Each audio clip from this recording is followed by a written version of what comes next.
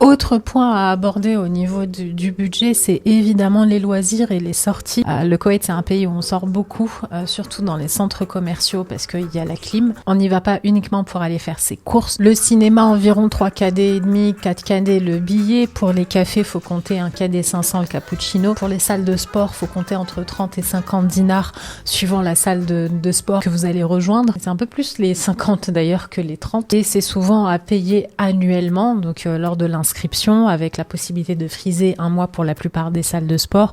Mais plus vous allez dans des catégories dites haut de gamme, plus vous allez exploser cette partie budget. Pour les activités purement loisirs, les musées sont souvent très abordables, voire gratuits.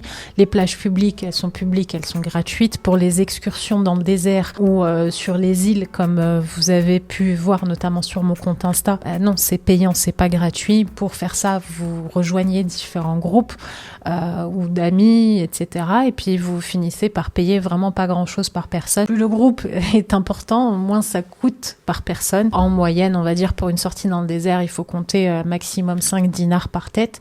Et quand vous allez sur une île, il y en a pour, je dirais, entre 15 et 30 KD par personne. Pour les îles, si vous voulez faire du snorkeling, vous louez un petit peu votre équipement. Si vous allez faire de la plongée, pareil, c'est des options à rajouter. Pour les excursions dans le désert, si vous souhaitez aller vous balader et louer un quad, c'est des frais supplémentaires pour la location du quad ou la location d'un 4x4 pour aller se balader dans les dunes. Tout ça, ce sont des choses à connaître pour mieux établir et ajuster votre budget.